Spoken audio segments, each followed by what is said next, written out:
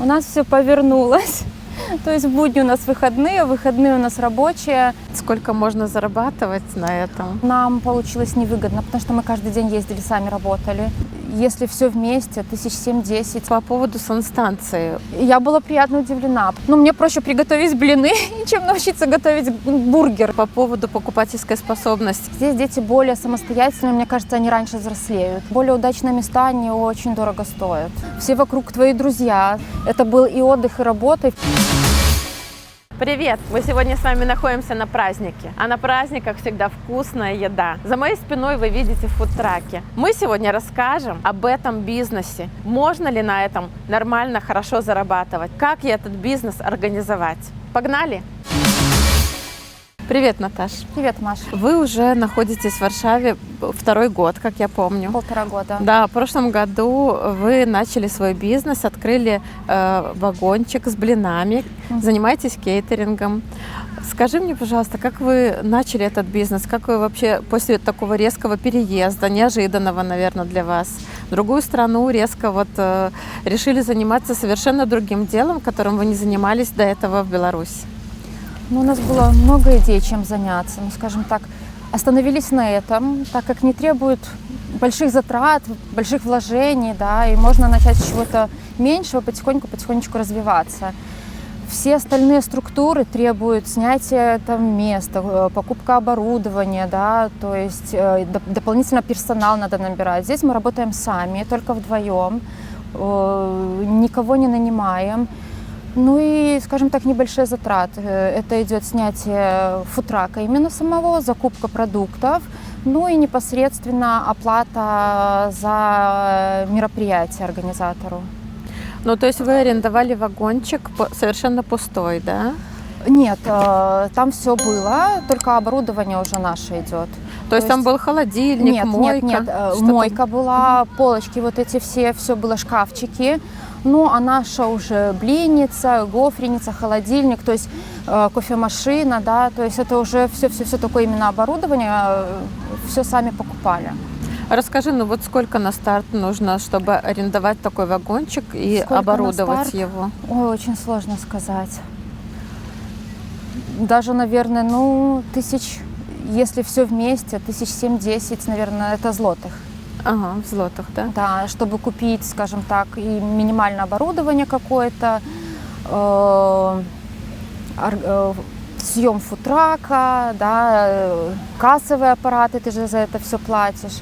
Поэтому, да, санэпид, соответственно. Понятно, что это все бесплатно, но разъезды, где-то какие-то консультации, да, то есть, понятно, что это... Я помню, что вагончик был абсолютно белый, чистый, не обклеенный, то есть тоже затраты надо было придумать дизайн, обклеить, оборудовать. То есть это тоже, а в Польше с этим, скажем так, реклама очень дорого стоит, то есть обклейка намного дороже, чем в Беларуси. А скажи, почему решили его арендовать, вагончик, а не купили? Можно же купить свой? Свой вагончик очень дорого стоит. Нам еще немножечко надо заработать. И, возможно, в будущем он нам уже и не понадобится. Может, это будет какой-то локал, какое-то кафе, а в дальнейшем, может, и ресторан. Получается, вы первое лето отработали? Да. Сразу вы стояли на стационаре, попробовали мы стоять месяц постояли, скажем так, нам получилось невыгодно, потому что мы каждый день ездили, сами работали. Неудобно. Детьми никто не занимался нашими, потому что мы здесь сами, они ездили летом с нами. И, скажем так, не было прибыли никакой. То есть, мы зарабатывали только, в ноль выходили. Но, возможно, неудачное место было, да? Возможно, но более удачные места, они очень дорого стоят. То есть, если искать хорошее место, да, там от 5000 выше. Злотых в месяц надо оплачивать, и ты тоже не знаешь, пойдут блинчики, не пойдут, потому что разные места, разные люди, и тут не угадаешь. Поэтому мы решили работать по выходным. Вся неделя у нас свободна, у нас все повернулось. То есть в будни у нас выходные у нас рабочие. Потом вы попробовали съездить на фестиваль, да? И вам понравилось работать Нам понравилось, да. Первый фестиваль у нас был под Белостоком, Тутака. Нам очень понравилось, скажем так. Там очень было много своих людей. Это был и отдых, и работа. И, в принципе, каждый фестиваль, каждая импреза, как в Польше говорят, это не только работа для нас, это своего рода и отдых, да. Ты отдыхаешь, работаешь, зарабатываешь деньги, получаешь удовольствие. То есть все вместе. Ты знакомишься с новыми людьми, заводишь новые знакомства. Поэтому... Мне это очень знакомо, потому что мы этим занимались выездной торговлей, кейтерингом в Беларуси больше 10 лет с мужем, так же, как и ты. И как бы, да, вот эти вот эмоции, я всегда скучаю об этом. Если вы когда-то перейдете на стационарное место, то тоже, я думаю, будешь об этом скучать. Это подъем, люди, Да. общение. Это Это здорово. немножко другое. То есть, это даже не можно, ты не можешь назвать это работой. То есть ты и выезжаешь, кругом солнце, да, то есть это может быть где-то парк какой-то, даже разницы нет, да. Все вокруг твои друзья, соответственно, работники других фургонов. Ты общаешься, и в одно время ты и деньги зарабатываешь. То есть, отдых, работа равно. Ну, не сказать так, что ты не устаешь. Конечно, ты устаешь очень да, сильно, особенно бывает. когда трехдневный, там, пятница, суббота, воскресенье вы работаете. Мы на работаем, потому фестивале. что получается 3 дня. Пятница, он такой день, скажем, на раскачку, и то бывают пятницы очень горячие. Но суббота, воскресенье мы работаем, больше 12 часов, наверное. То есть мы приезжаем, скажем так, к 10, к 9, да, потому что надо же все равно подготовиться. И домой приезжаем, можем, вот летом сейчас час ночи, 2, мы можем только домой приехать. Скажи, вот у вас вы готовите блинчики сладкие, соленые, разные. Вы стали готовить еще вафли, расширили немножко свой ассортимент. Как по конкуренции? По конкуренции у нас вафли необычные, скажем так, да. Тут в Польше все кушают гофри, квадратные, такие стандартные. Мы делаем бамбалковые гофры. Их больше продают над морем. То есть здесь, скажем так, в фудтраках очень редко их встретишь, да. Это может быть какое-то кафе, а на выездах, то есть я ни разу не видела, чтобы на выездах именно такие гофры были. Но это называется еще гонконгская вафля. Да, гонконгская. А здесь в Польше они бамбалковые гофры, так. Да. Получается, я так понимаю, что на фестивале и на такие праздники, где стоят фудтраки, не берут с одинаковой продукцией. Стараются не брать. Да, чтобы вот, например, блины и еще один вагончик с блинами, такого, как правило, не бывает, да? Да, стараются не брать. Могут взять ту продукцию, которая более востребована, да, например, там фритки, да, бургеры могут взять, но нет. Хотя сейчас мы работаем, скажем так, у нас гофри, и девочка здесь тоже, у нее тоже гофри, но у нее обычные, такие классические, с мороженым. Но это не конкуренция. Кто хочет скушать одно, он скушает, кто хочет другое, скушает другое. То есть они совершенно по-другому выглядят. А как вы ищете фестивали, как вы ищете вот эти праздники, на которых можно поработать заранее? Как заранее вы договариваетесь? Первое время было сложно, а теперь уже проще, потому что в Фейсбуке очень много групп, именно, да, Польша пользуется Фейсбуком, не Инстаграм, это Фейсбук. Муж ищет. И тем более уже очень много контактов, знакомых, организаторов, да, к которым мы можем позвонить, уточнить, или они все выкладывают это в интернете, смотрим, ищем для себя более подходящий вариант. То есть, получается, стартануть тяжеловато, потому что и еще знания языка были слабые, да? Еще вот этого круга общения не было. Но когда ты потихонечку входишь, да, ты знакомишься с соседним фудтраком, конечно, с хозяевами, обмениваешься контактами, потом делится какой-то информацией, мы едем туда, мы едем туда. И таким образом. То есть уже на данный момент таких проблем нет. Определиться с местом. Есть проблема, так как у нас 2 детей. Мы стараемся быть в Варшаве, либо в районе, скажем так, это 50 километров от Варшавы. Ездим иногда и чаще. Если это лето, у детей каникулы, мы можем все вместе поехать, снять гостиницу. То есть у детей праздник, они себе гуляют, да, потому что все эти мероприятия, они сопровождаются батутами. Например, если это дни места какого-то, да, там конкурсы, розыгрыши, дети выигрывают призы, там какие-то спортивные конкурсы, концерты. То есть им это тоже очень интересно, для них это своеобразно. То есть вот это отдых для них, для детей. Мы поработали, они где-то отдохнули, И вот так вот с семьей, скажем так, ездим. Скажи, вот вы заказываете, договариваетесь с каким-то местом, где вы будете в эти выходные там, или в следующие, договор какой-то заключается, чтобы Да, вы конечно, оплатили арендную заключается, плату? Да, да, заключается договор. То есть разные организаторы работают по-разному. Например, вот с этим организатором, с которым сегодня мы работаем, мы заключили в начале сезона договор. Ну и, соответственно, мы ему следуем. Да. Также у нас еще несколько договоров с другими организаторами. Плюс бывают такие разовые договора. А вот по стоимости аренды один Разная день? стоимость. Ну, может, скажешь от и до как-то? Может быть, за 3 дня, скажем так, 500 злотых и плюс процент, да, там 10, 5, 15, то есть это тоже зависит. Это зависит от места, это зависит от праздника, да, то есть это зависит, есть концерт или нет концерта. Это может быть за 2 дня 2000, это может быть за 3 дня 1200. Ну, то есть все зависит от места, от праздника, от организатора. Соответственно, мы тоже понимаем, смотрим, как, какой поток людей будет, да, и уже выбираем для себя. Но это вы уже сейчас выбираете. Да. Раньше вы не знали, и вы приезжали, оплачивали арендную плату. В эту арендную плату, кстати, входит электричество или еще отдельно? Да, нет, это все входит. входит. То есть они нам предоставляют место, входит электричество, да, вода своя. Мгм. То есть все по-разному.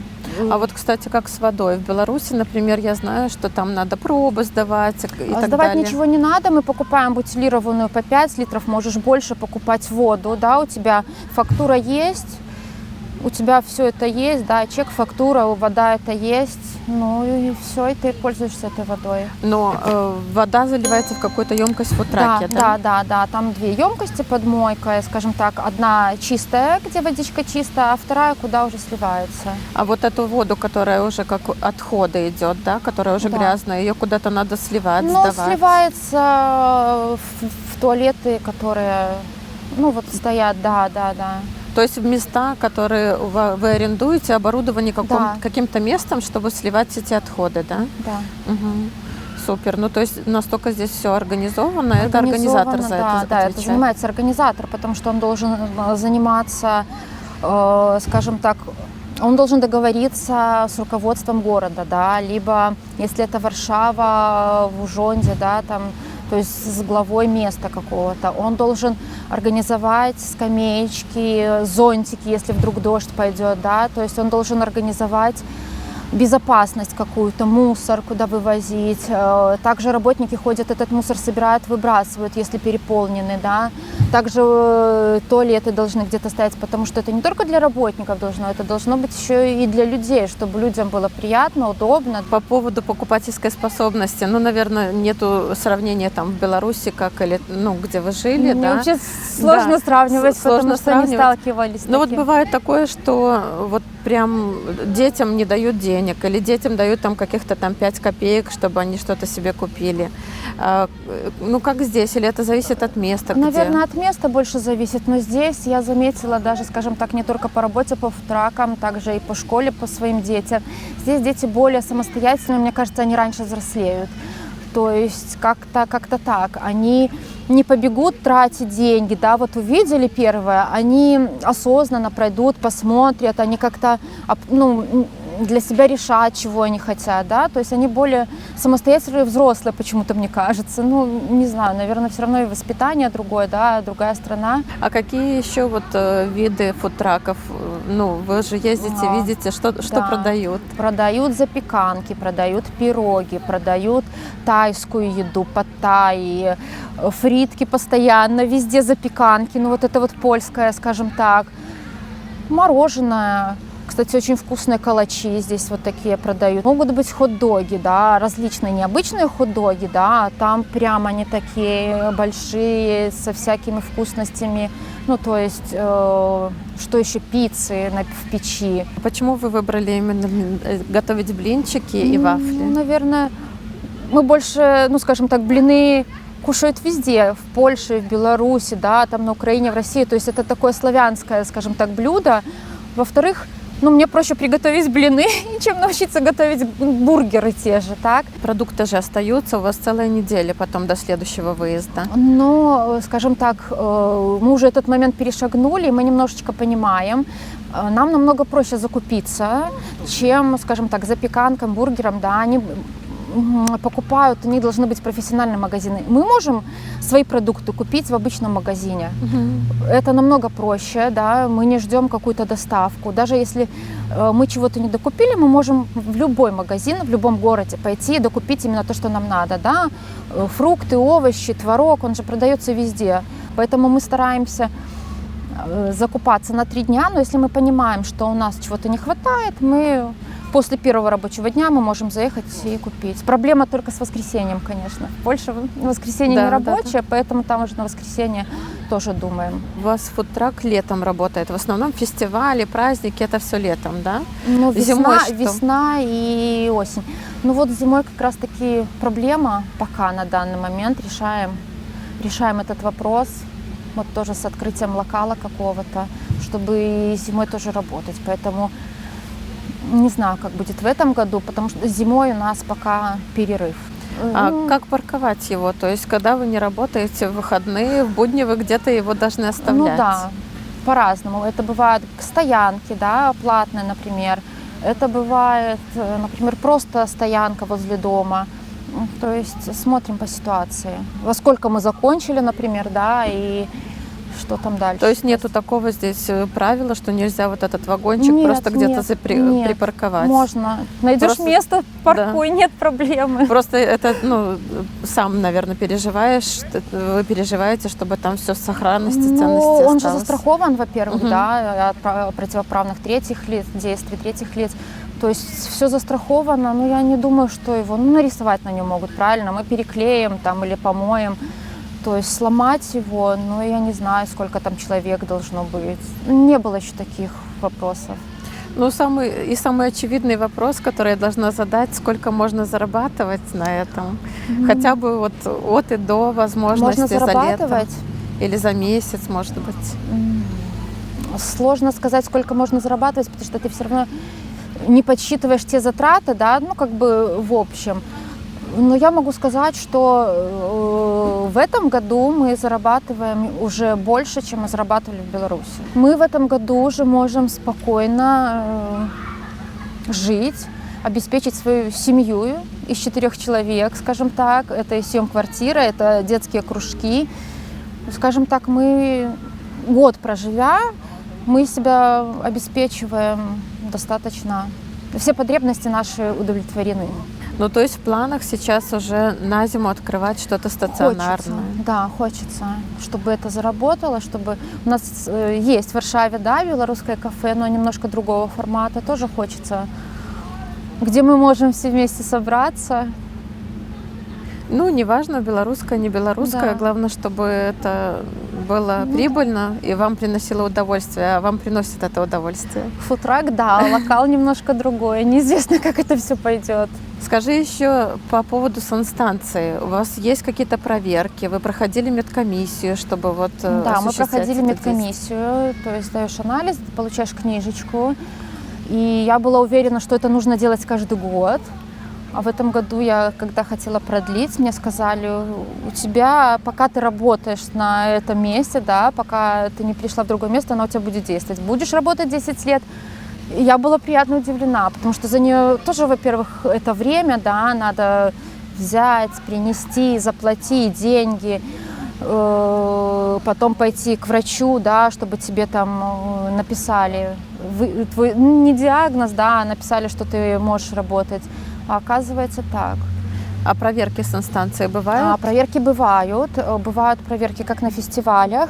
Но если у тебя стационарное место, вот насколько я помню, они всегда звонят, предупреждают. То есть там нет такого, вот мы нагрянули, да, и все. То есть они, особенно если это фудтрак, они же понимают, что ты можешь быть и там, да. Они звонят, предупреждают. Нам еще не звонили, но я слышала, что... И вы договариваетесь на определенное время. Пару раз была проверка налоговой, не у нас, но на тех фестивалях, где мы работали, налоговой и вот именно этот санэпид. А санэпидемстанция приходит, она может во время работы Да. прийти прям в процессе, да? Но они Что могут, они скажем смотрят? так, не прийти, они могут просто как покупатели поставить, посмотреть, как ты работаешь. Если все, например, хорошо, да, у них нет вопросов, они могут даже и не зайти, не спросить ту книжку. Если они видят, что есть как... Ну, я понимаю это так, потому что ни разу сама не сталкивалась. А еще не приходили к Нет, вам? нет. Просто интересно, если бы приходили, ну, как бы, что они смотрят? Да. И это... Ну, смотрят, могу сказать. На одном фестивале мы еще не приехали, а ребята уже смотрела санстанция. То есть у них был вопрос, там чистящие средства, дезинфекция, там срок годности прошел. Им просто сказали новое, мы завтра придем, перепроверим. Им не дали штраф, ничего, им сказали просто ликвидировать вот то, что, чего у вас нет. Они на следующий день пришли, проверили, все хорошо. То есть они могут посмотреть, если какие-то замечания, вы эти замечания исправляете, вы можете работать дальше. Штраф сразу не выписали? Ну, да? санстанция нет, налоговая выписывает. То есть Нет. налоговая сразу за руку, сразу они стоят, смотрят. Это не если пров- чек не выдал, Если да? чек не выдал, да, они потом в сию же секунду с клиентом подходят, там спрашивают, вам чек выдали, нет, не выдали, ну и все. Как говорится. А не знаешь, какие штрафы? Слышала 500 злотых. Ну, то есть, не знаю, от чего это зависит. Ну, вот 500 злотых слышала. Такой Чуть штраф. больше 100 евро получается. Ну, да. Так что чеки надо выбивать. Надо обязательно. Ну, мы работаем, выбиваем чеки. Ну, я сейчас еще хочу спросить у тебя советы для людей, которые переезжают и хотят открыть здесь свой бизнес. Что бы ты им посоветовала? Очень сложно советовать, да, потому что, как я смотрела видео твои, да, девочка студию открыла, да, какой-то массаж, каждый смотрит по своим способностям. Мы когда с мужем приехали, я не умею делать маникюр, да, я не парикмахер, скажем так, я не... Ну, нет такой профессии, которая востребована, в принципе, везде, и ты можешь где-то начать даже дома. Вот как многие приезжают. То есть ты должен, скажем, там смотреть, что тебе нравится, да, ты должен рассчитывать на какие-то свои финансы, да, где-то либо занять, если есть у кого-то, да, либо взять кредит, если это позволяет твой статус в чужой стране.